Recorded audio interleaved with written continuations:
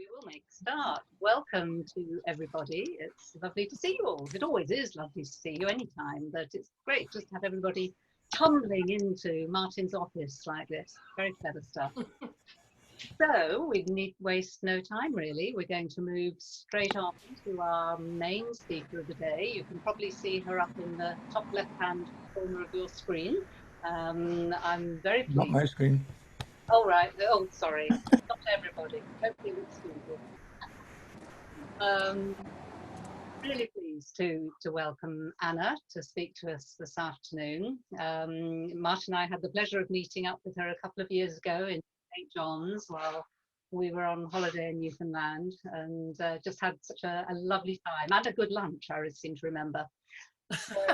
Not only is she provided with a good lunch, she's also a teacher, a scholar, a researcher, writer about all things to do with the folk song and traditional song, I think mostly of land, but probably not exclusively. So I'm really, really very happy to introduce you, Anna, to talk about your work with Kenneth Peacock. So please take over. Thank you. So Steve, I just do share screen at this point? Good idea. All right, hang on now. So multiple participants. Share. Just click on the green button. There we go. Got it. Okay. Brilliant. Okay. Can everybody see that? Yep. Okay. Well, first of all, I'd like to thank you for having me. This is quite an experience for me.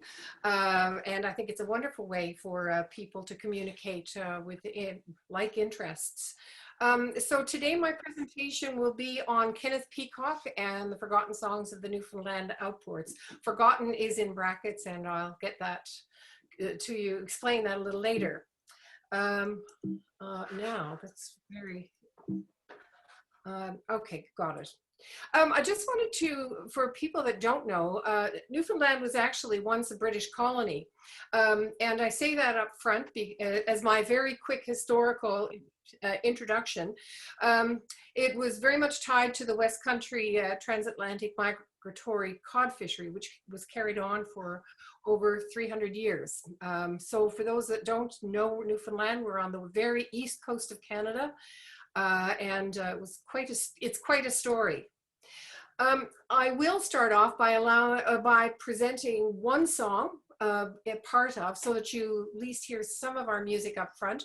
This is a lady named Charlotte Decker, who was interviewed by Peacock in the 1950s, and he really enjoyed her music, loved her singing. So I'll play a little bit of Early Spring.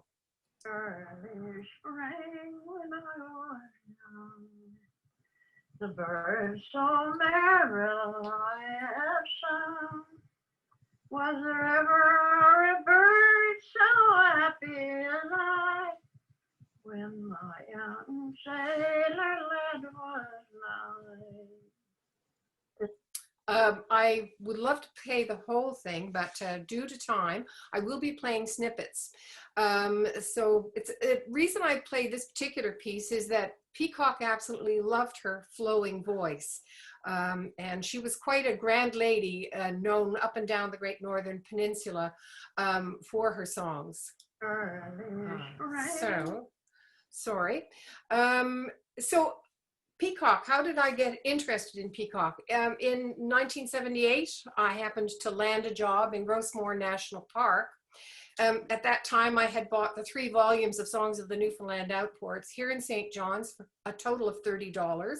When I got up to the park, which you can see is on the west coast of Newfoundland, I met both Annie Walters and Becky Bennett, and I was really surprised that to discover that they were still alive. I had no idea that they were in the book, but that basically launched my interest in Peacock. I had a chance to meet both of them, and I actually learned a couple of songs from Becky.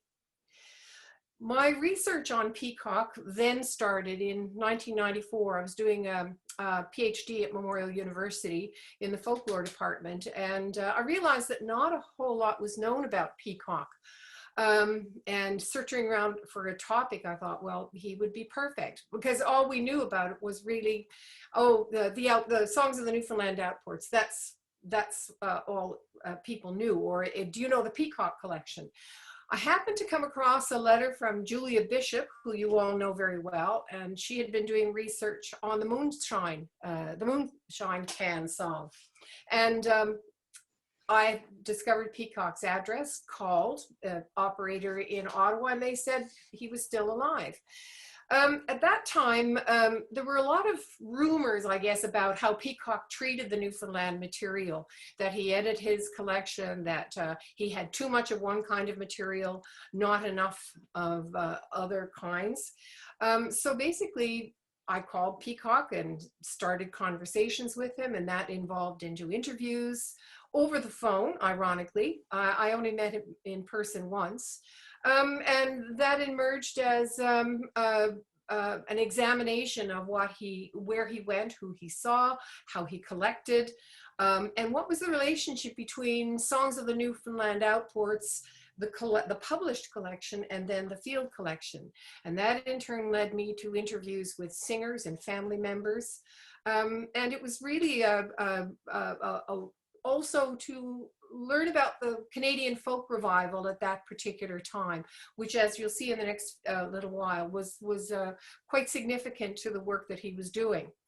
And eventually, I ended up doing a couple of books and a bunch of papers, and I'll talk about the forgotten songs of the Newfoundland Outports toward the latter part of the presentation.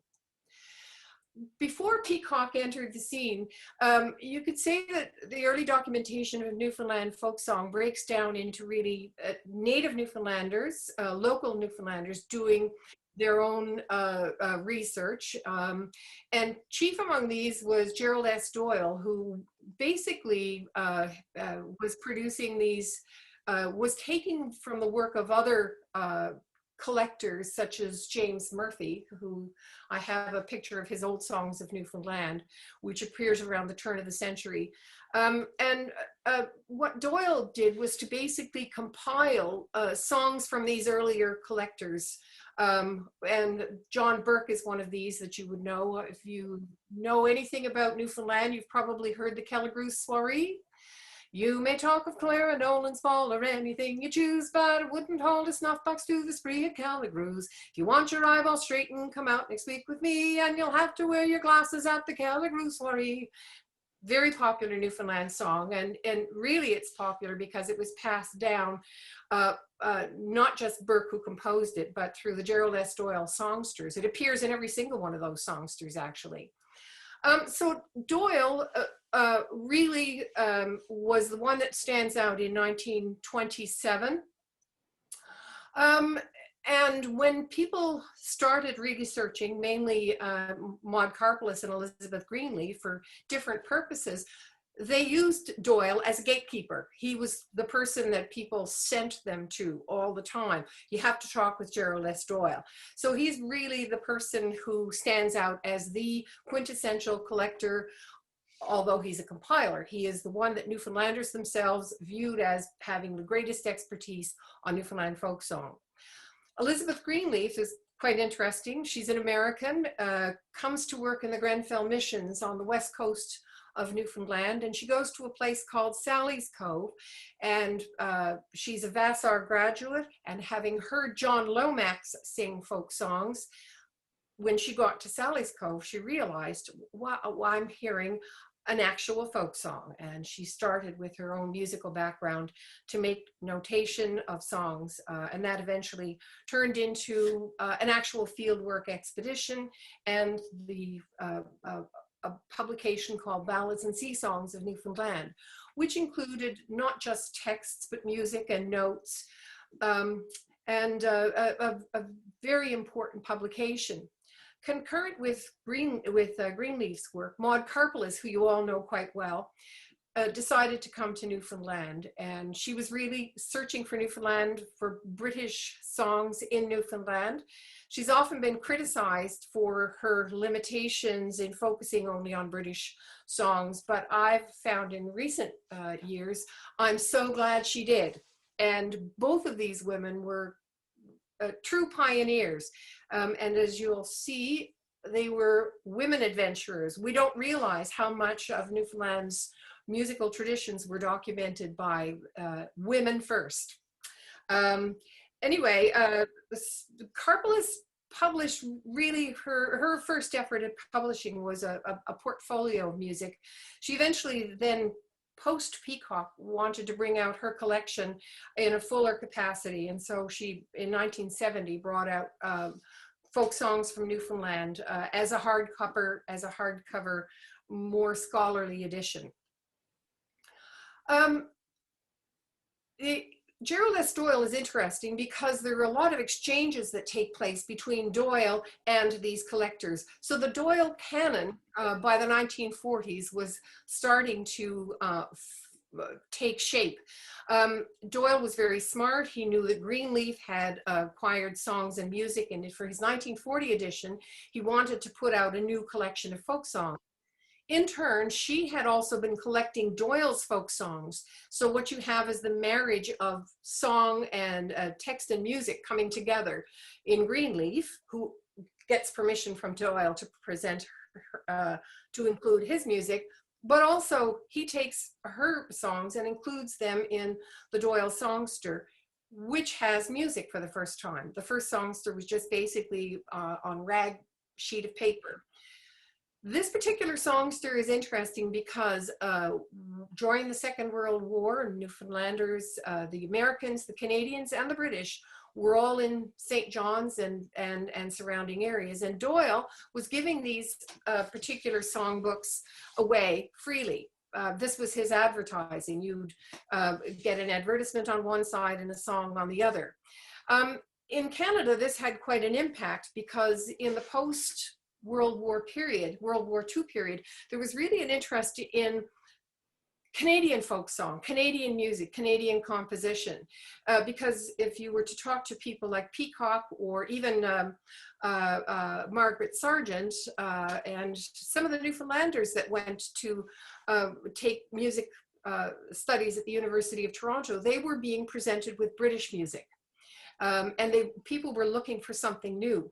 So the Doyle material became quite important as a source for Canadian identity. The fellow on the right, Alan Mills, took a number of the Doyle songs and started to put them out on Folkways records. Doyle songs appeared on radio when Newfoundland joined Confederation. The Squidjigan Ground, actually, which was published in the 1940s collection. So there was a small number of songs that were viewed as being Newfoundland songs. Nothing wrong with them, but it just tended to formulate people's ideas of what's a Newfoundland folk song. And consequently, it was a limited view. In the mid-century, this period, a couple of things happened. Newfoundland joins Confederation in 1949. In actual fact, we all were driving on the left side of the road and we had to switch and drive on the right side of the road. Significant. Margaret Sargent, this woman on the left, who is still alive actually, she had been doing a dissertation and borrowing the material from wax recordings from Marius Barbeau, we really consider him to be the sort of the godfather of Canadian folklore. Sargent, in her work for Barbeau, also discovered that there were, she discovered the work of Elizabeth Greenleaf and Maud Karpeles, and she thought, Barbeau's going away for the summer to do his field work. I'd love to do field work. And then she proposed the idea of doing field work. And she actually used, he said, okay, go ahead. At this time, she had been receiving a number of requests for Canadian music, and all of the Canadian music of the National Museum was basically French, Aboriginal, Native, and confined to wax tapes, wax records. And so she suggested that maybe we could go to Newfoundland. So she actually wrote Joseph Smallwood, who was our first premier, and she said, now that Newfoundland has joined Confederation, we would be very much interested in documenting your songs. So Doyle, Smallwood said it was a great idea and sent her as well to Gerald S. Doyle and some others. Sargent came to Newfoundland for 6 weeks, and although she didn't she did use a primitive tape recorder. During her 6 weeks, she actually made a significant contribution. So she's really the first individual to pioneer the Canadian investigations. But in 1951, she got engaged to be married, and women didn't at that time work and stay married at the same time. And so she moved to British Columbia, and she introduced Kenneth Peacock, her colleague. She had met Peacock in the University of Toronto, in their school of the Royal Conservatory of Music. And he was a classical composer, keen on composing new Canadian material. He was introduced to Marius Barbeau, who shared some of his wax recording materials. And Peacock started these compositions, but he didn't get very far. So in 1951, Sargent introduced him to Marius Barbeau, knowing that she was going away. And he took over the Newfoundland research. Now, the thing that was really important about Peacock in this period is that, number one, he was a technician. He understood about this new thing called tape recorders. He was an excellent photographer. So those two things were important. Not only that, he could transcribe music. So take it from the tape and produce material. His first field work is really on the Avalon Peninsula and the Northeast coast. He's like a stranger in a strange land. He's fascinated by what he's seeing. He's a city boy. And here he is, he travels down with his car, gets on the ferry to go to Channel Port aux Basques, and then he takes the train all the way over to St. John's. And he meets a fellow by the name of Lloyd Soper, who was a friend of Gerald S. Doyle's. He makes about 3 recordings in St. John's, and he says, I've got to get out of here. This is not what I'm looking for. So he heads to Cape Royal, and he's introduced to the Rice family. In these initial stages, he's just simply saying, who sings songs? And so he met Jim Rice, and then Jim introduced him to his son Ned, and also to his daughter Monica. And Peacock, this is the kind of material that Peacock initially acquired. You know a different version, don't you? Yeah, that's good. Yeah. Ned Rice is now going to sing Hitler's song. My slim little Nancy, her surname was Hitler, who woke up one morning and looked in the glass. From while he was snoring, only kiss or him, and under his own a little mustache. He gazed in the mirror for over an hour, and gazing up on it, his thoughts going wild. It seemed to say to him, Adolf, are you doing with him on your nose? You can conquer the world. Oops, sorry, gotta go back. So if you're a Newfoundlander, you know exactly what that song is. Oh, this is the place where the fishermen gather with oilskins and boots and cape bands battened down. All sizes of figures with squid lines and jiggers, they congregate here on the squid jigging ground. So this is actually a parody of Art Scammell's The Squid Jigging Ground, which was highly popularized by the late 1940s. Doyle had it included in the 1940 songbook. It had actually chimed in Newfoundland's joining of Confederation on the Confederation in Ottawa. And if you'll notice on the left, this is PEA number 7. It's the 7th recording Peacock had made in his career in his Newfoundland exploits. He does actually acquire considerable material from the Rice family, but he gets 2 songs. One is Our Boys Give Up Squidding and Hitler's Song, and he kind of rolled his eyes because this is not what he was looking for in terms of Newfoundland music. One of the things that he started to do was to actually head beyond Avalon Peninsula, and in his car he was able to make it to the Bonavista Vista Bay area, where he recorded some singers actually that Karpeles had recorded earlier, and he took a ferry over to Fogo Island. And Newfoundland at this time was, in comparison to the rest of Canada, quite limited in terms of transportation and electrification. So he got to Fogo, and because they weren't able to, they were basically working on candlelight. He would meet with singers, and he would sit down and take singers' songs and hand transcribe them. And so between 1951 and 52, in addition to the sound recordings, he made 128 of these hand transcriptions. You know, that was quite something. So by the second year, he had close to 210 songs. Peacock takes a hiatus. When he gets back to the museum, there's all kinds of buzz. People are excited about what he has. Gerald S. Doyle wanted to put out a third edition of Old Time Songs, and he contacted the National Museum. It's a political ploy. They basically said to Peacock, give him whatever he wants. They wanted to stay in harmony with Newfoundland, the newest addition to Canada.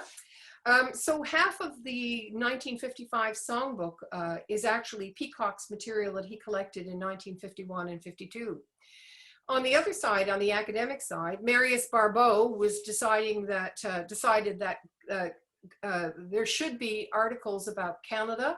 He had a long-standing relationship with the Journal of American Folklore and with the American Folklorist Association. So he suggested that Peacock prepare songs for publication, which he did. And so 9 songs, mainly from Fogo, appear in the Journal of American Folklore. Additional material is presented. Audio recordings actually go to a project that Barbeau and Alan Lomax had together, called the Canadian edition of the Columbia World Library. And so we have, for the first time, sound recordings being included. And I'll play one of these recordings by Peacock a little later. Lloyd Soper doing the Hammer Jane, I think it is, or maybe it's Eyes the By. And Edith Folk, a great Canadian collector who put out with Richard Johnson the very first folk songs of Canada. Now this is a big thing, folk songs of Canada as opposed to any other place. One of the songs that it's included in Folk Songs of Canada, which all school children subsequently had to use in their academic, in their school education. One of the songs is the third song that Peacock had recorded, called Eyes the By That Builds the Boat. And again, that's a song that was quite popular. Eyes the by that builds the boat, eyes the by that sails her, eyes the by that catches a fish and brings them home to Lizer. Hip your partner Sally DeBow, hip your partner Sally Brown, Fogo, Toolingate, Morton's Harbor, all around the circle. All Canadian students know that song because it was in Edith Folk's Folk Songs of Canada. So most Canadians, when they say, I know a Newfoundland folk song, that's the one they bring up. Peacock took a gap. He was hoping to get back to his composing, and he was also, at that time, he had been employed by the museum, and he was really didn't want to be confined to an official job, so he quit. Several things happen. Folkways, which is an American corporation, starts to produce Canadian music, finds its way into the popular culture through Folkways Records. A man by the name of Sam Gesser, who's a colleague of Peacock's and who ends up helping Edith Folk and Helen Creighton and a number of individuals bring out Canadian albums. Peacock had done an album called Indian Music of the Plains Indians. He had done some collecting out west. And then he thought, well, maybe maybe we could put some of the Newfoundland music on, but I'll sing it. So this is the Green Shores of Fogo. Our bark leaves this harbor tomorrow, across the wide ocean to go, and Katie a burden of sorrow. It is more than I wish you to know. It's a bit of a dud, to be honest with you, because it's Peacock singing songs. There's no life in the music, really. He's just singing something that he fell in love with, but he doesn't really have that that ability. But it's an album. It's Newfoundland folk songs. Alan Mills approaches him and says, I want to put out a collection of favorite songs of Newfoundland. And you do the piano accompaniments. And so Peacock did that.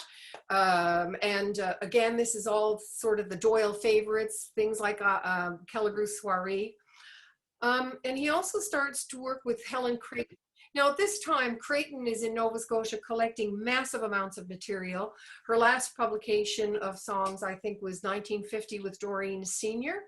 And she wanted to bring out a new collection. And so between the museum, the National Museum of Canada, and Creighton, they arranged for Peacock to do this contract work. And you know, I think by 1961, he had transcribed something like, you know, over 600 of her songs, and that's incredible. I mean, you think of you know, the notation to go into the music. If any of you are musicians, and I know some of you are there, that's a lot of work. What's interesting about this is that it gives him a training ground. Her collection is really diverse. And instead of sort of searching around for what do you know, he starts to ask singers if they know this, if they know that.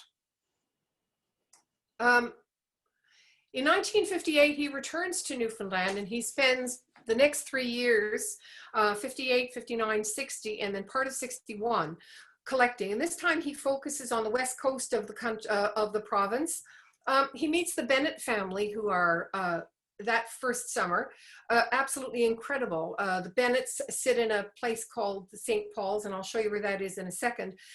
He records close to 17 hours of material from that one family.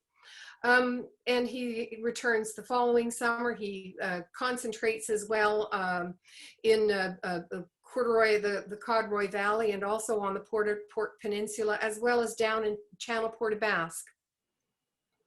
At the end of his collection, he had collected 766 songs, 638 on tape, 128 by hand, a massive collection, a massive distribution across the island. And it's also a significant time capsule, because at this period, Newfoundland is undergoing considerable change, going from a British colony to being part of Canada, road construction taking place, schools being built, hospitals, a lot of activity.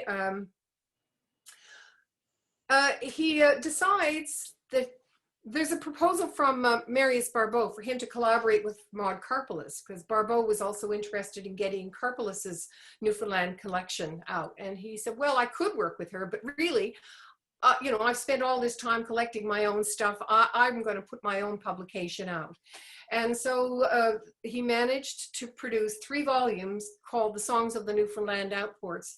And the difference is that it's a game changer in that it broadens out people's view of what is Newfoundland folk song. So you have murder ballads, chin music. First time you will see Gaelic songs and French songs as part of that collection. Songs related to children, the lumbering and fishing traditions. And it really just shows the diversity of the collection. At the same time, the museum, working with an American collector by the name of McEdward Leach, they also produce a second publication that same year. Leach had been collecting in Newfoundland in 1950. He had gathered about almost 800 songs, but it was all pretty well confined to an archive until MMAP here at Memorial recently put it up on websites so you can actually hear Leach's collection. But for the most part, it was really Peacock's collection that had the impact at this time. 3 volumes. It was made available locally and right across the country, and very soon, you know, from an international perspective.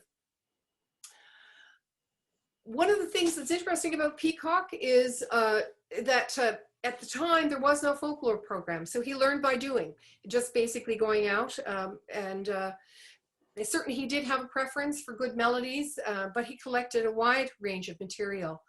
Limited annotation of songs. He didn't see himself as a scholar. What he did see was that there was this great cache of wonderful music that he wanted to produce.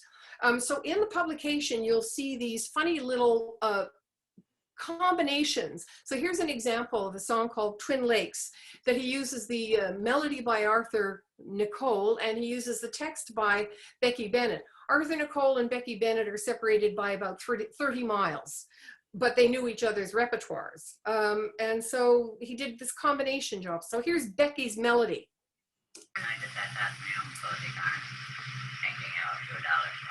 Last night as I sat in my own cozy corner, thinking of the few dollars to make, my wife, she says to me, why don't you try subbing? They're making good money up on the Twin Lakes. Sorry, I'm still not used to this. What's interesting about this is you hear always in the Bennett collection, you'll hear Freeman, her husband, commenting on songs. My little scribbles here are basically trying to figure out how much editing Peacock did. I had the opportunity to listen to the entire collection and just kind of figure out what was what. I used an Excel program extensively in trying to pull together the published and the unpublished collection together to figure out what was included in Outports and what was later excluded. So Annie Walters, for example, from Rocky Harbor, and you'll hear her in a moment, she gave Peacock 19 songs, and out of those 19 songs, you'll see that the UP here, a number of them are unpublished. Also, you'll see I've got a column here called Rocky Harbor, and through the Excel program, I was actually able to identify how many songs Peacock collected in Rocky Harbor itself.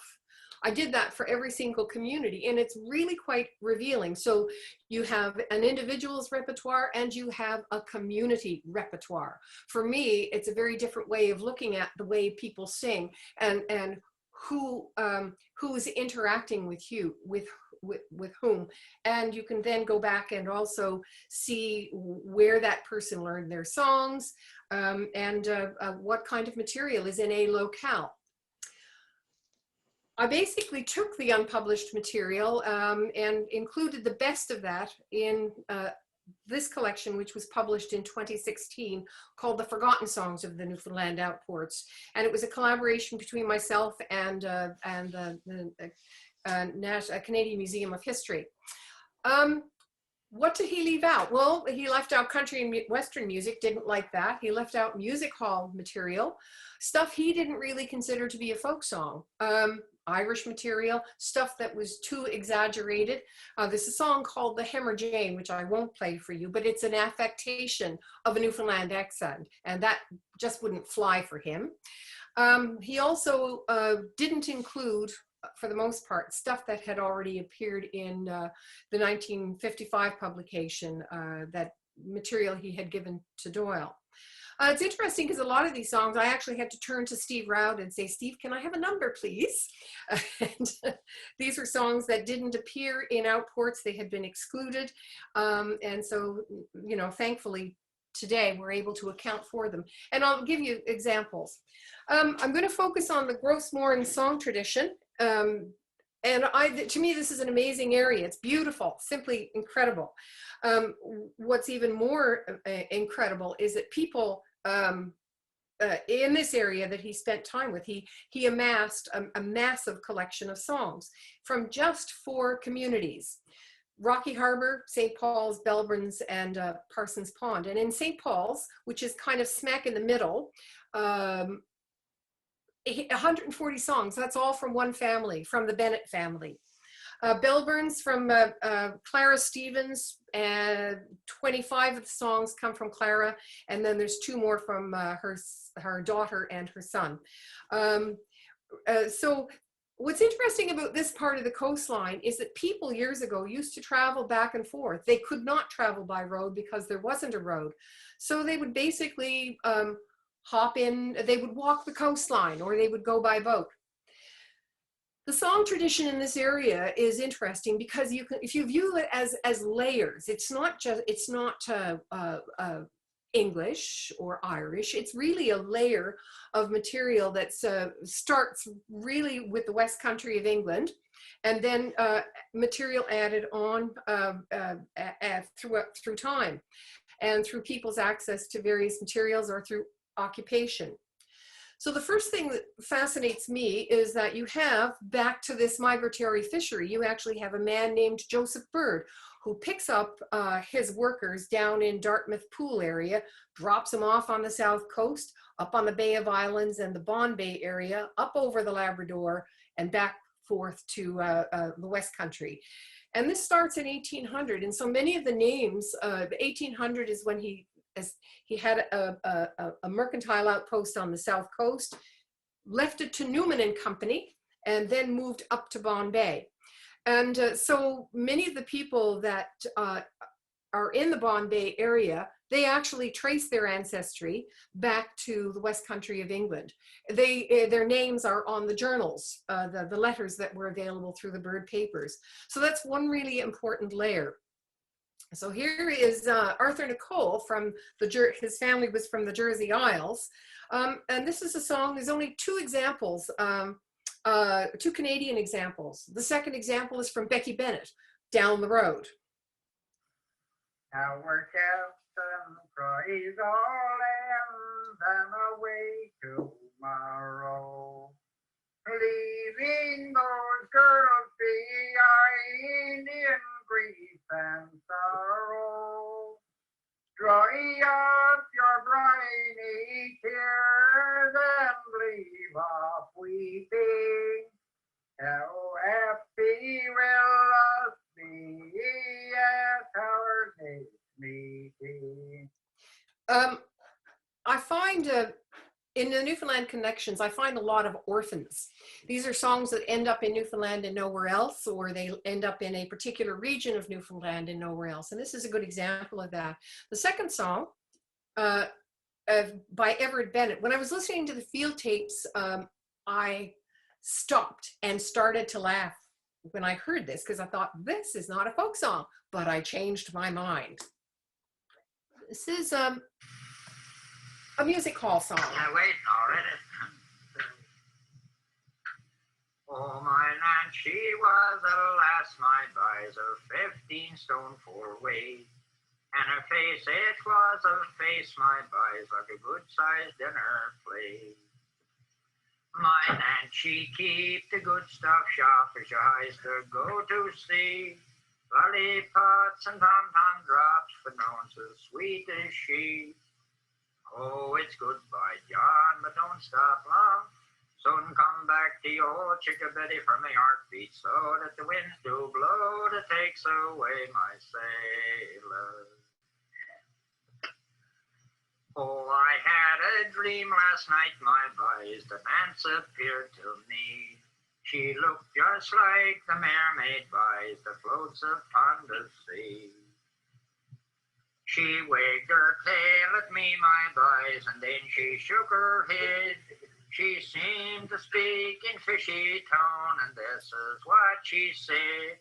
Oh, now goodbye, John, but don't stop long. Son, come back to your whole chickabiddy for me heartbeat, so if the winds do blow, that takes away my sailor. I won't continue with the song, but at the end of this recording, one thing about the Bennett field recordings is that it was a family affair, and there was a lot of laughter at the end of this song. It was obviously a performance piece that Everett had learned, I suspect, from his mother, and it's the only example in Newfoundland. I was caught off guard because it really forced me to reshape my ideas of what's a folk song. And so it's a wonderful example of just, you know, in middle and two ends of nowhere, St. Paul's, this great music hall song from the 1860s shows up. One of the things that was really important about the Gros Morne area is that people do know each other. People are related to one another. Arthur Nicole, who's the fellow with the cap, you heard him singing earlier. To the left is Becky Bennett. They are also related to Charlotte Decker, who you heard up top. And songs are passed around often at house gatherings. Becky will sing a song a little later called The Dance at Daniels Harbor, which is a celebration of just going up the shore to have a good time. So you've got the family tradition and you've got the community tradition, and people would visit each other up and down the coast.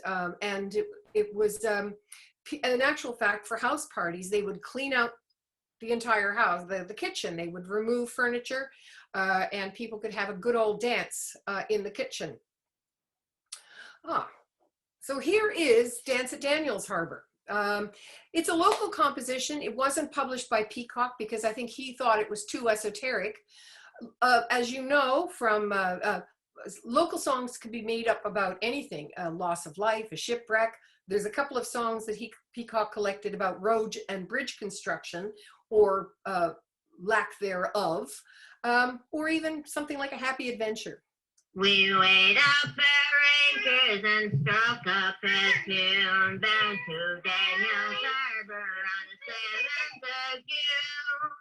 Our boat she worked well today in November, and our engine gave out and Fred broke the firm. I sprung follow-I-D. We got to Daniels Harbor, it was just before dark. We all went on shore, boys, I can tell you we look smart. Went straight to John Sampson's gun and tried away, and then got the fiddler and Rufus to play. I sung follow-I-D. We danced there last night till 11 o'clock, and some of the couples went out for a walk. 'Twas up on their beds where they did sit down until Austin and Betty came jogging around. I sung follow-I-D. Now I don't know where that's radio now. That's the only bits I know. As you can tell, a lot of noise in the background, and that was very typical of Peacock's recordings. At one point in one of the field recordings, Becky just basically told her kids to shut up because they were very much engaged with Peacock's interest in their songs, and that certainly shaped their interactions with other folklorists such as Herbert Halpert and John Widdowson, who later went on to collect riddles and folk tales and other music in the 1970s. Songs could be shared, songs could be written on pieces of paper and exchanged. Freeman Bennett, Becky informed me that when Freeman came to the house to court her, he had to sing a song to her father. And of course, Freeman had dozens and dozens of songs. So their family was really in the middle. They went down to Rocky Harbor. They went up to Parsons Pond. So I think part of the reason they had such a large cache of songs was that they were getting songs from both sides. So they were able to, and they were recognized as performers. Another source, by the way, Martin, how am I doing for time? I can't hear you. So just 5 minutes, 10 minutes? Okay. Wave the hand. 5 minutes, Shannon. Okay. All right. So other sources could be from newspapers or gramophone and a Brave Engineer, which Jim Bennett gave Peacock, but which wasn't published, is an example. On a dark stormy night, not a star was in sight, and the north winds were howling down the line. Say the sweet earth so dear to her bringing and dear is your orders to bullet number 9. It's not the kind of song that Peacock would have published because it had a country and western feel to it. Similarly, one of the things that he was excellent in doing was documenting the lumbering tradition. So this example, Save Your Money When You're Young, was collected from Amos Payne when Peacock was recording Charlotte Decker. And if anybody knew a song, he would certainly record their traditions as well. So this was another way that songs could be introduced into the community. Men would go to the logging camps, and this was not just in Newfoundland, but logging camps were a hotbed for musical activity right across North America. And Greenleaf certainly appreciated that. I'll skip the song for now, just in the sake of time. Annie Walters, she was an interesting individual because Peacock, she befriended Peacock. She grew up in the lighthouse. She had learned songs from her mother, who used to sing songs to basically stay awake and make sure the lighthouse light didn't go out. But she befriended Elizabeth Greenleaf, and in Peacock's collection there's a song called Bar the Doro, but Greenleaf collected it as John and Joan Blunt. So we have the text, and now we have the text and the melody. There was an old couple lived under a mill. Joan and John Blunt they were called. Only brewed grey, all for to sullenly brewed it wonderful well low. John Blunt and his wife drank some of those ales till they could drink no more. Oh, they both went to bed with a drop in their inn, forgot to bar the door. Now, this interesting thing about that song is that I think she learned it from her mother, but the song also appears in a publication called The Family Herald, which, like the Doyle Songsters, was island-wide in its distribution. The Family Herald, Edith Folk had a group of students researching the number of songs that had appeared in that publication, and I think it was, thousands, and it went into every Newfoundland community, elsewhere in Canada as well, of course. But if literature is at a premium, as it was in places like Newfoundland, newspapers were a very important source for music as much as news. So that particular song does appear in the Family Herald, the Your Favorite Song section. So whether she learned it from her mother or from that newspaper source, I'm not quite sure. The one thing about the songs of the Newfoundland Outports is that it did change the way a lot of Newfoundlanders saw their music. They had grown up listening to Gerald S. Doyle, and very soon after the Peacock publication appeared, you had people like Laverne Squires, who was one of the early members of Figgy Duff, grab the Songs of the Newfoundland Outports book and start to sing songs from it. So here you have. This is based on the first song. Early spring, when I was young, the birds so merrily have sung. Was there ever a bird so happy as I, when my young sailor lad was nigh? You have Canadian composers, people like, if you're familiar with groups such as Great Big Sea, who have an international reputation. So you had sort of on the local scene a local revival, you had the Canadian folk revival, and people did and still do, as a result of the massive collection, refer to the Peacock collection as a Bible of Newfoundland song. The Gros Morne region is a special part of that collection in my heart because of the massive amount of material he collected. And we are in the process of actually launching a CD, which should be through in available this fall.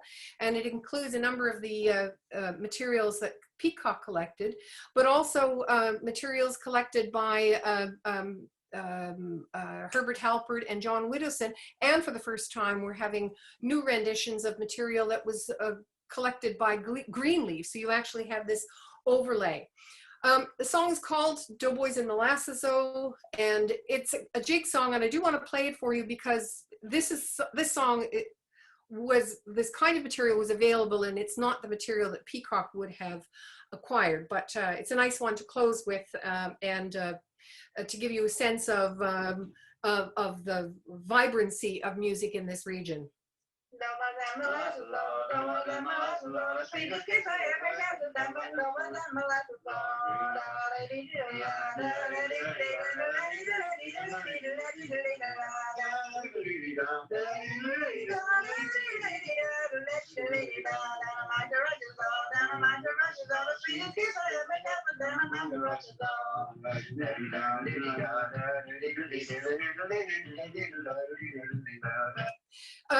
It is a jig song. Mouth music was a very important part of the local tradition,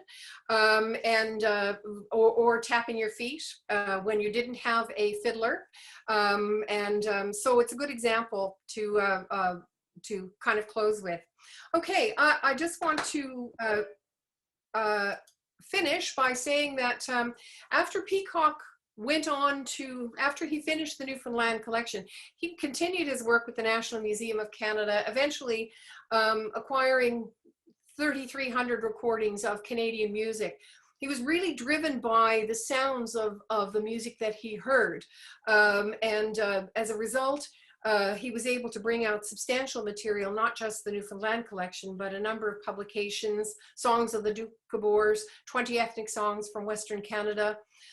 He moved into that direction because he felt nobody was collecting that kind of material. Helen Creighton and Edith Folk and others were focusing on the English and Irish traditions, and he felt that his time had come to move into something a little bit different.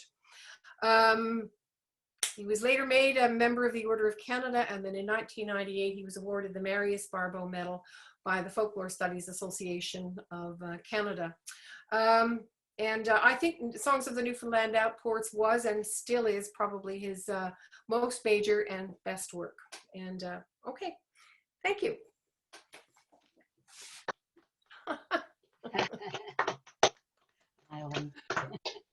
Anna, thank you so much. That was an excellent and fascinating talk. Absolutely. We're all applauding with our either silently or otherwise. Really amazing scope of your work and your study. I'm sure has been a fascination for you over a long while, and looking forward to the publication then and the release of your CD. Thank you.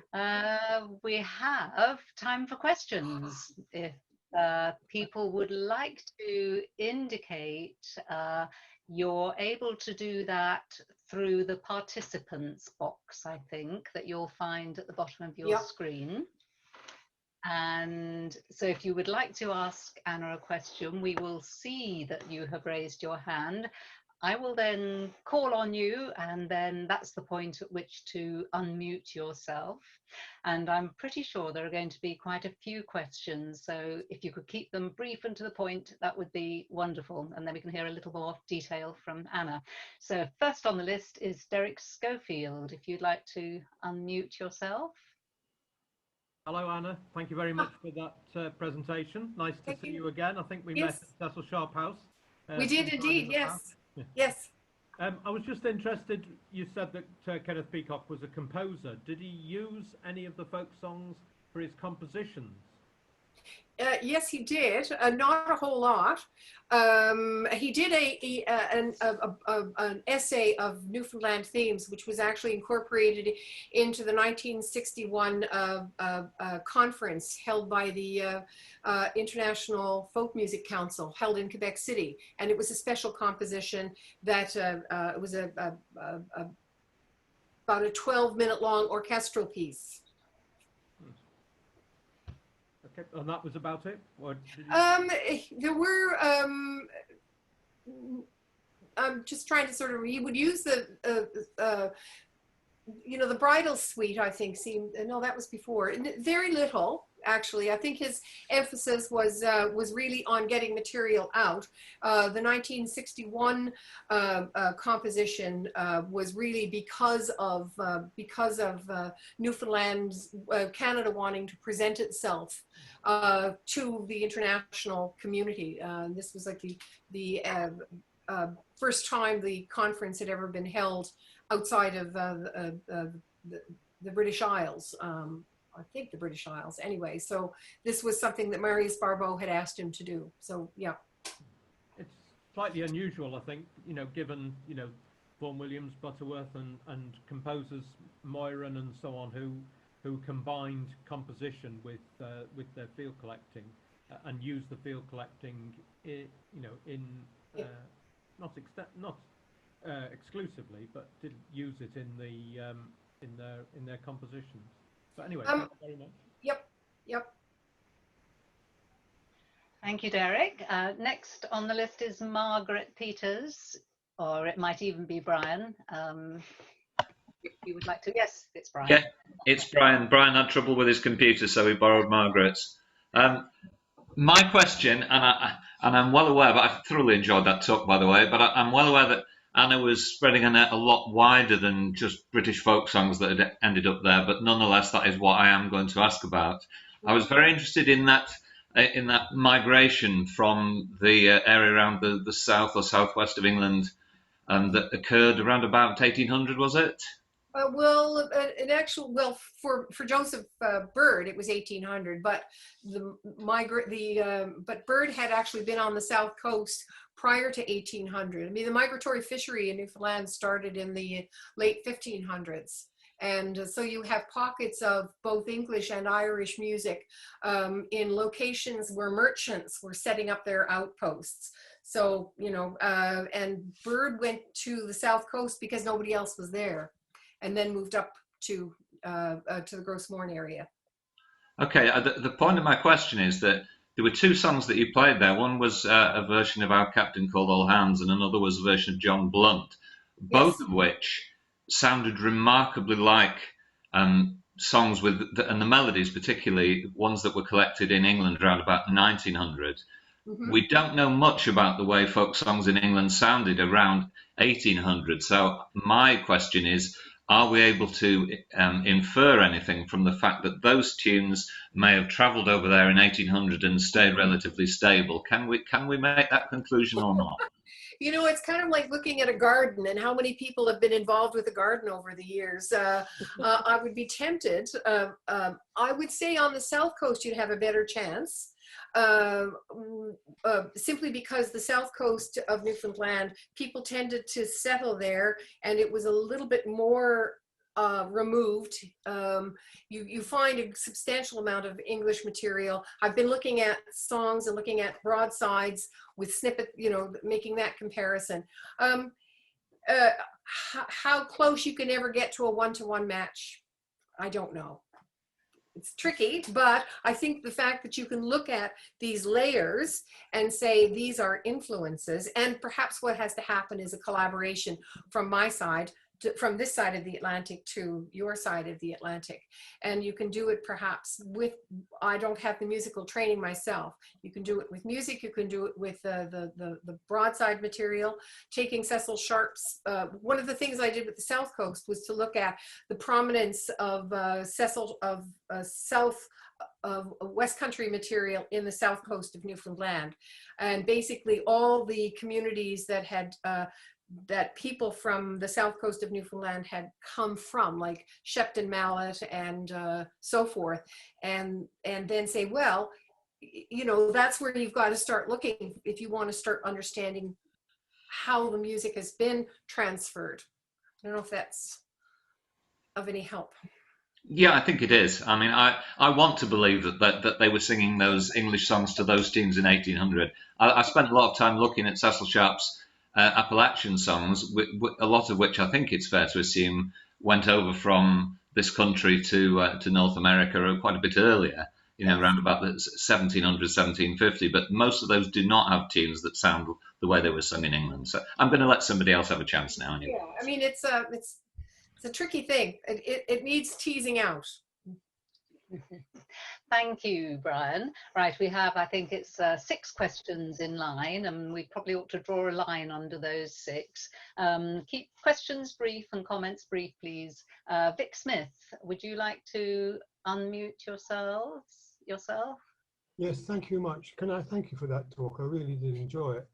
Thank you. You mentioned some involvement of Native American performers in Native Canadian performers in the musical tradition, but you didn't say about how that happened in Newfoundland. I know that in various parts of America there was quite a close collaboration between various ethnic groups and immigrants. Did that happen in Newfoundland? Well, certainly there was in terms of sort of cultural interactions. Yes, the Beothics or Beotucks who evolved from the Mi'kmaq tradition. Certainly there were French and English interactions with them in places like Trinity. There is documentation. In terms of borrowing of music, it's hard to say. I wouldn't have sufficient expertise to comment on that, you know, to any great extent. Mm. Thank you. And on to the next question from Lisa Null, please.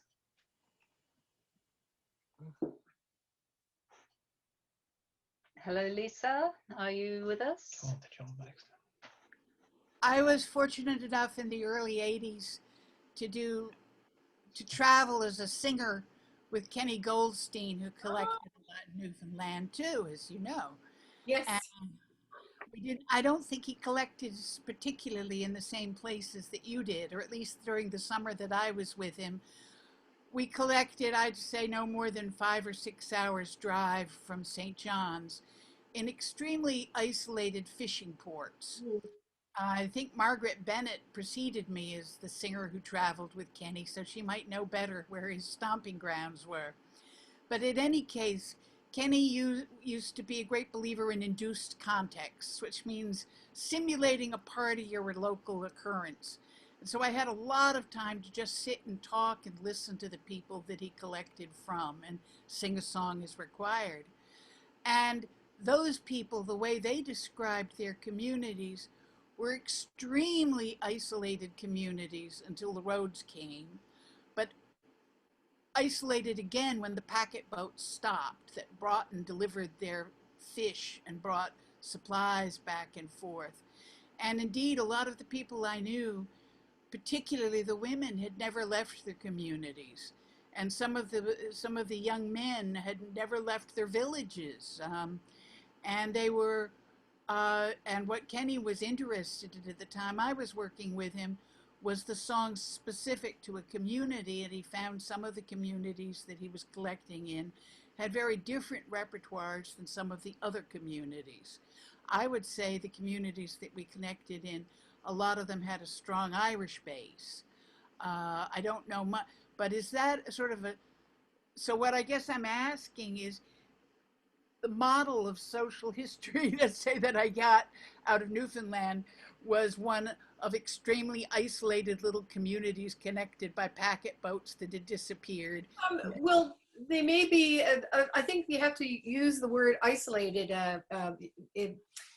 with caution, because, for example, men would go off to the lumber camps and they would acquire songs and bring those songs back to the lumber camps, back from the lumber camps, and sing them in their kitchens, so the women would learn the songs. You still had newspapers going, and you still had shortwave radio. Kenny did a lot of work on the south coast of Newfoundland, and that collection, his collection, is the only one to, you know, he followed in the tracks of Maud Karpeles. And, you know, even if people are separated not by road, they still get back and forth through communities. I mean, Karpeles, for example, she wanted to go to Roncontra. And so she had somebody a man in a boat drove her to Rencontre. That wasn't unusual. You had the coastal boats coming by. And I think depending on where the community is, what the historical situation is for the community, it may be more Irish, it may be more English, it may be a blending of English-Irish. It may be an introduction of American and Canadian material at the same time. The thing that I feel is that there isn't a one uniform kind of Newfoundland and Labrador folk song. I think you have to look at community histories and look at people's histories and find out where they have acquired their repertoires. Thank you, Lisa. We're going to just take one more question. I apologize to the other people who have raised their hands, but we have some things to come on this particular Zoom session. So last question, please, from John Baxter, if you'd like to. Yeah, my question is about isolation as well. I know that songs travelled incredibly quickly in the 19th century, so you'd be singing it in a music hall in the 1860s, and within a year it would have been printed in America and allegedly being distributed around, to quite remote parts of the country. So and into Toronto and mainland Canada. So I just wondered whether those songsters, the Singer's Journal and all the other things that were published in America, did they get up into Newfoundland, or was it completely isolated? Yes, one of my favorite Newfoundland songs is a thing called Old Brown's Daughter. Smile, Steve, which Newfoundlanders consider to be a Newfoundland folk song. But in actual fact, it's a music, and it was supposed to have been composed by Johnny Burke. And there's only one word in that particular song, that two couple of songs that have been altered to localize it to Newfoundland. But this particular song is a British music hall song that traveled across the Atlantic. It was popular in Ontario. It was popular in the United States, and that. The music for Old Brown's Daughter was actually available in as part of music collections. It was Johnny Burke, who's a really interesting character because his songsters are a combination of his own songs plus songs that of the day. So it ends up in a local songster like that, and then people just assume it's a Johnny Burke songster. It's Johnny Burke. He must have composed that song. So it's similar to Goodbye John, but Don't Stop Long. This was the Lion comic cache of characters, and you had Newfoundlanders as well that were going over to see these performances. So my great aunt Mona, for example, just as she would travel to New York and absorb the music of the music halls in her day, and because she was able to hear music, then bring it back and reproduce it, you had similar kinds of activities. People going abroad to hear music. They might be just on a boat, hop off in a place like Bristol, and hear the latest and bring it back. So there's lots of exchanges, print exchanges, audio exchanges, stuff that there's a Newfoundland bookstore in the 1850s that was getting books from Ireland. Several of the Irish songsters ended up in the Newfoundland collection. And one of the things I've been able to do is to actually trace back to the advertisements for those songsters. Likewise, the Wayman songsters from the United States. So yeah, there's great interaction between published material and repertoire. Thank you, Anna. We'll have a virtual round of applause again and a few waves. Thank you so much, Anna. That was so fascinating and such a wide range of information, and of course sparked lots of interest with many people. So thank you. Thank you. We're going to move on now to, we have 3 people who have slots to talk about books that they would like to recommend to you. And we will leap straight over to Bruce Lindsay if he's with us. Yep, I'm here. Thank you, Bruce. Yeah. For 5 minutes. Okay. So if everybody can see this. I'm not sure if you can. Yeah. Yeah, great. It's Lark Rise to Candleford, written by Flora Thompson. It's not a book about folk song. It's not a book about folklore. It's a book about growing up in a Cotswold hamlet called Juniper Hill, which is thinly disguised as Lark Rise. Now, Flora Thompson, if you're not familiar with the book, and I know many people probably are, but if you're not familiar with the book, Flora Thompson thinly disguises herself as Laura, and it's a kind of fictionalized biography of growing up in rural Cotswold, rural Gloucestershire, I think to be precise, in and around the 1880s, 1890s. The reason I recommend it, there's a number of different reasons. First of all, it's not written by an academic, which is always a good thing. It's not written by a collector, which is probably a good thing as well. It's not written by a fan of folk song. So if people are trying to understand folk song from a kind of, on the one hand, an outsider's perspective, somebody who's not really that bothered about it, it's a good book to start. If somebody's interested in understanding the social context from an insider perspective, it's a good place to start. Because, say, Flora Thompson grew up in a small hamlet, a small village, and then moved on to a small market town. What strikes me about the book is that for her, song wasn't particularly important. It wasn't particularly central to the life of the village. I've tagged all the pages in the 500-page book which actually refer to song, and there's relatively few of them. The lengthiest piece comes in the first part of the trilogy in a chapter called Out the Wagon and Horses, where she talks about people singing in the pub. Now, this is partly hearsay because when she lived in Juniper Hill, she was too young to go into the pub. So she's kind of listening at the back with, you know, my generation, it would be a packet of crisps and a bottle of Lucozade in the car park. She was sneaking around somewhere else around the back. And it's instructive to notice that most of the songs that were sung in the pub are music hall songs. They were modern, in inverted commas, and they were current. She mentions occasional singing of something like Barbara Allen or versions thereof. And she talks a bit about one of the older inhabitants of the hamlet who was allowed to sing the Outlandish Night, not because people loved to hear the Outlandish Night, but because they were sympathetic to this octogenarian old boy who only knew one song, and so they gave him a bit of space at the end of the night to sing. The negative side, it's fictionalized, and it was written predominantly almost 50 years after the events she describes. She can take quite a patronizing tone about village and hamlet life, and also quite a rosy tinted view of village and hamlet life. And she does, at the end of the section on singing in the wagon and horses, she does actually talk about the singers and the local inhabitants as poor but happy, which always, I think, my own experience of growing up in the Cotswolds is that you were either poor or you were happy, but you were rarely both. But it's a fascinating insight. It's 500 odd pages, but it's an easy read. And if you don't want to read the book, BBC turned it into a TV series a few years ago, which is probably available on some sort of pirate streaming service. So there you go, Flora Thompson, Lark Rise to Candleford. Thank you. Thank you very much, Bruce. Yes, highly recommended, a delightful read. So thank you. We're going to move over to Sue Burgess.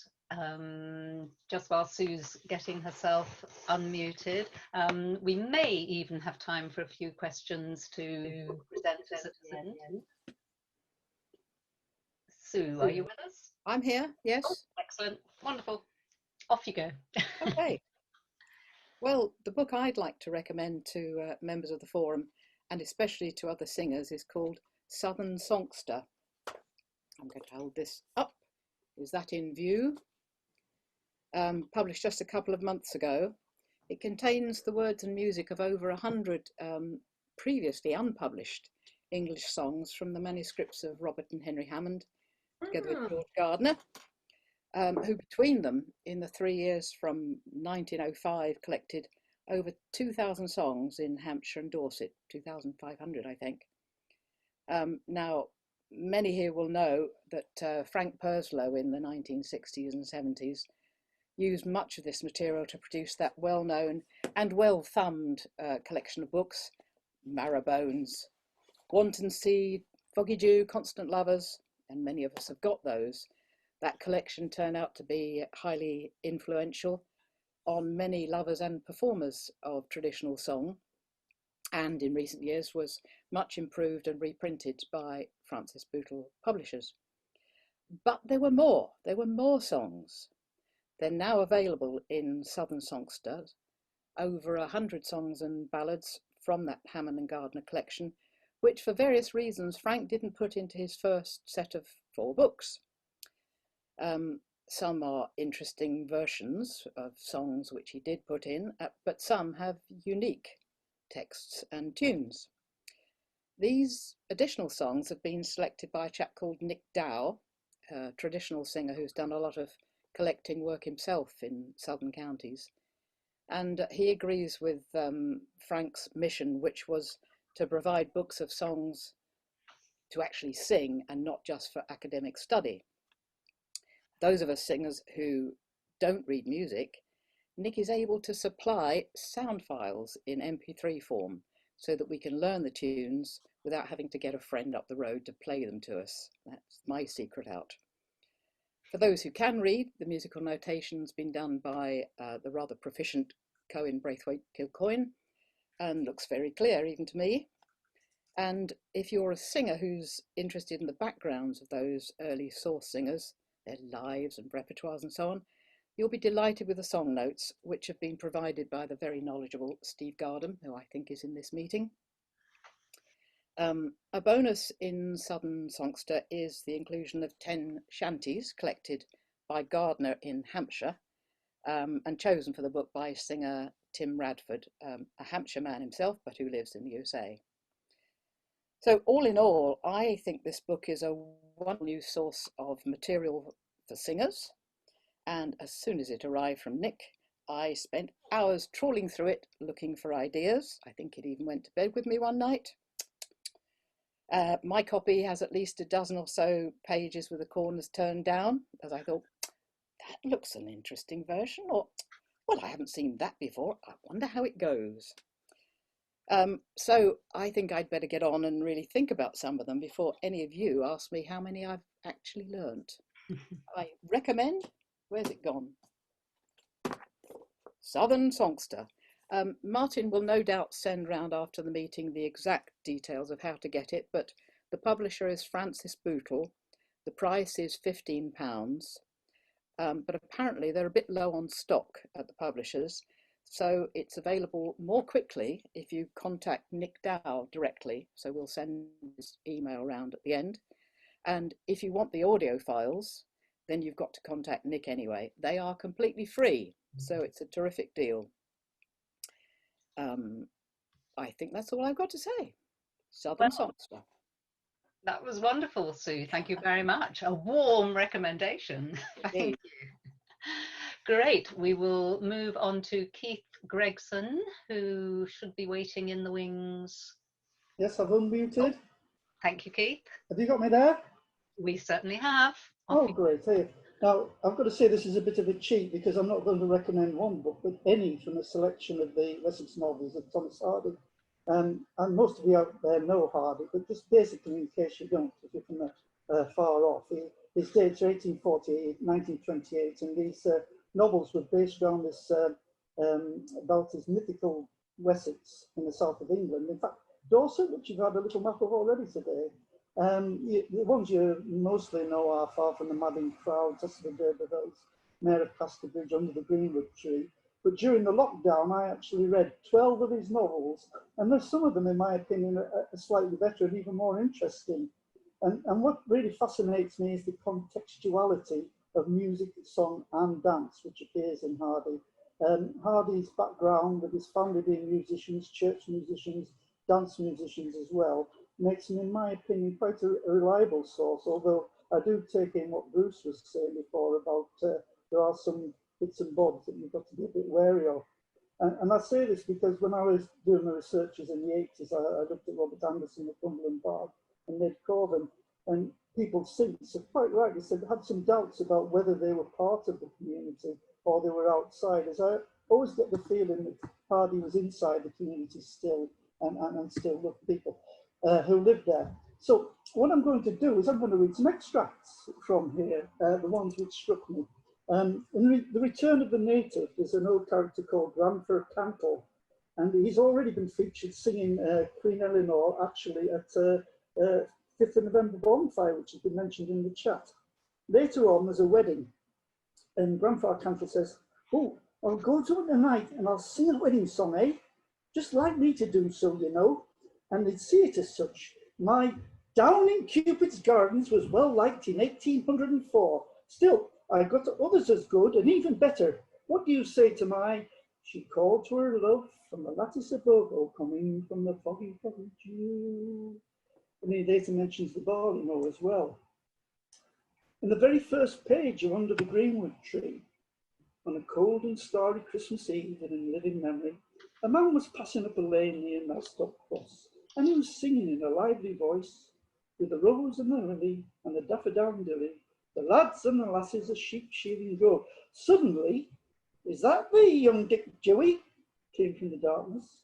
"Aye, surely, Michael Mayo." "Then why not stop for fellow creatures going to the own father's house too, as we be, and knowing us so well?" Dick Dewey faced about and continued his tune in an under whistle, implying that the business of his mouth could not be checked at a moment's notice by the placid emotion of friendship.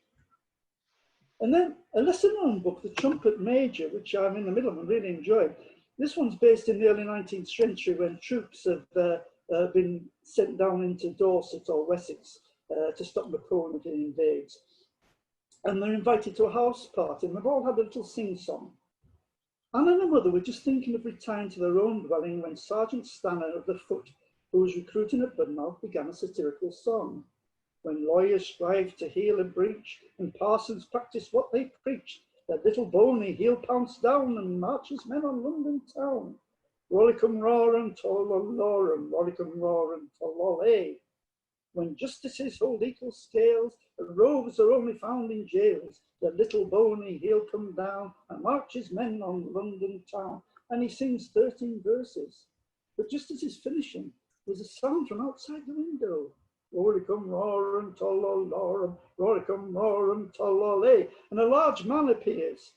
"'Tis young Squire Derriman. Oh, Mr. Derriman's nephew," murmured a voice.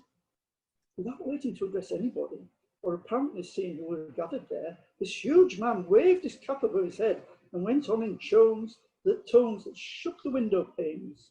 "When husbands with their wives agree, and maids won't mend from modesty, then little bony heel pounce down and marches men on London town." Stanner had left out this verse in respect for the ladies. And of course, I'd like to end up with the famous and much filmed post-sheep shearing, Harvest Hope type of thing, which appears in Far From the Madding Crowd. And the point that we've reached, they've already sung "Lost My Love" and "The Seeds of Love" when Bathsheba, the heroine, anti-heroine, is asked to sing. Her singing was soft and rather tremulous at first, but it soon swelled to a steady clearness. Subsequent events caused one of the verses to be remembered for many months and even years by more than one of them who were gathered there. "For his bride a soldier sought her, and a winning tongue had he. In the banks of the Allen water, none was gay as he." The shearers reclined against each other, as at suppers in the early ages of the world, and so silent and absorbed were they that her breathing could almost be heard between the bars.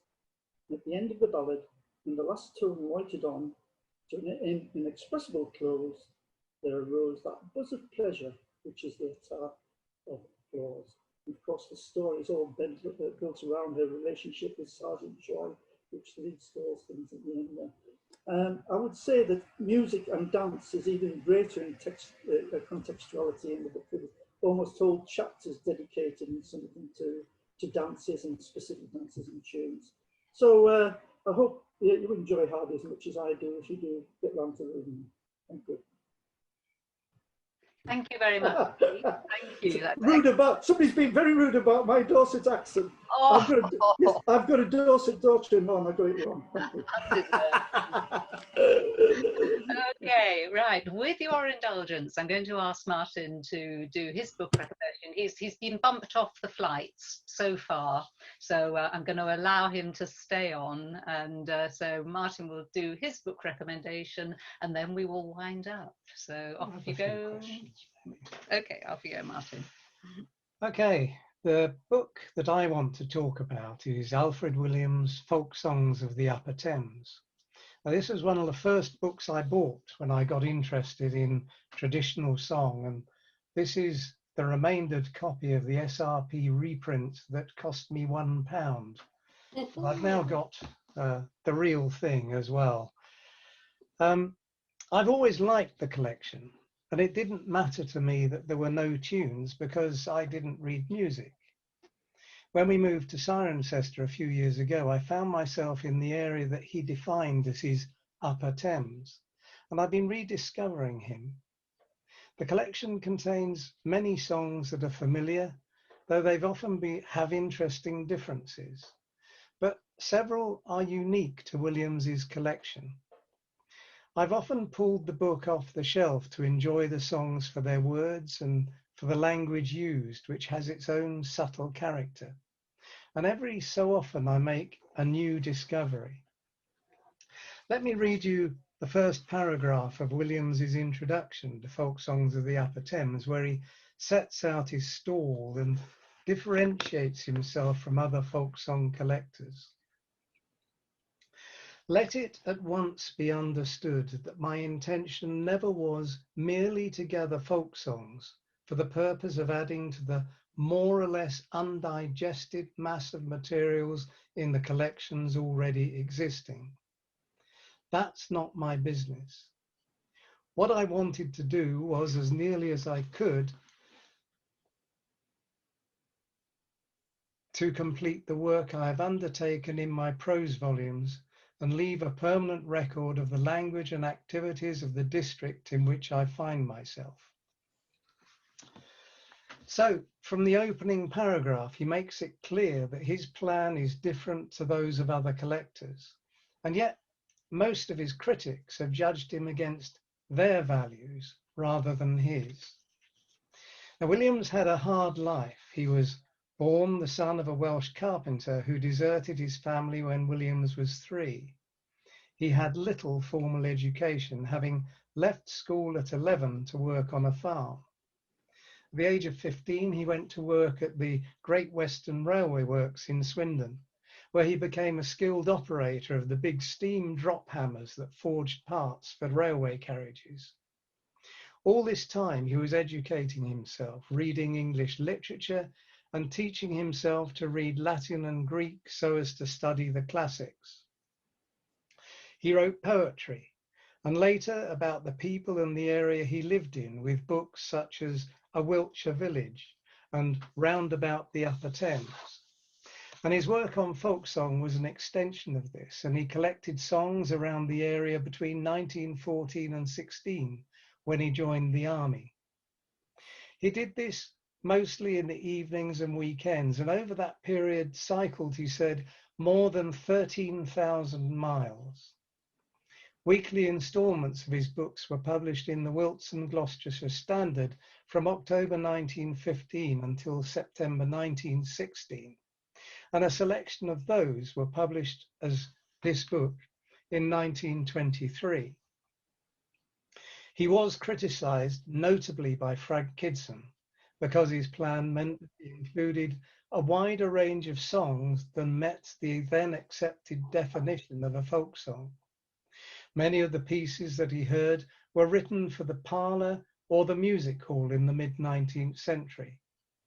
Williams said, "I make no apologies for the musical tastes of the people. I cannot help what they liked. That is no business of mine. I want to show not what they might have sung, nor what they ought to have sung, but what, in fact, they did sing." His head notes give opinions about the songs, and he didn't always get the age of them or other facts right. And it seems he did edit some of the songs to make them more coherent, but the results are generally satisfactory. He never got the recognition that he felt he deserved, but he could be difficult, and his views were not conventional. And tragically, he died in a state of poverty in 1930 at the age of 53. Though there have been biographies of him and a lengthy academic thesis, there's still much to discover about him. I've put a copy of his introduction to the book on the TSF website, and I will ask Elaine to put the link in the notes of the meeting, but I recommend that you buy, beg, or borrow, preferably not steal, a copy. It's well worth reading. Thank you. Thank you, Martin. Thank you. And shall we have our round of applause for all the people, for Bruce and Sue and Keith and Martin. Thank you. I'm going to go over to Steve to see what you would like to say about the next meeting. Are you there, Steve? Yep, I am. Can you hear me all right? Mm-hmm. The next meeting in a fortnight's time, so September the 6th. So it's back to our 4x4 session where we have 4 presentations, 4 short presentations, 10 minutes each. And it's a very good lineup. We got this, well, they're always good lineups, but this one we got Vic Gammon, Irene Shettle, Cara O'Brien, and Anne Lederman, most of whom are listening as we speak, so I won't praise them too much, but it will be a very good session covering Irish and Canadian and English and sort of Anglo-American. So we're going everywhere next time. So that's the 6th of September in a fortnight's time. Now we do need some more volunteers for future sessions if we're going to carry on with these. We've only got 2 people for 20th of September, so we need some more volunteers, please, especially if we haven't heard from you before. We'd like to encourage new people to contribute, but if we can't get any new people, we'll have some old ones as well. I hope we'll see you all again on the 6th of September. Thank you, Steve. Martin, have you got anything to say at the end of the meeting? No? In that case, it's a thank you to everybody. Thank you so much, particularly for Anna. I know it took a huge amount of work and preparation getting it right with all the technology. So thank you to Anna for that. And to all our other contributors, thank you to everybody who came. It's so lovely to see you, and we'll hope to see you again next time. So thank you very much. Bye, thank everybody. you. Bye.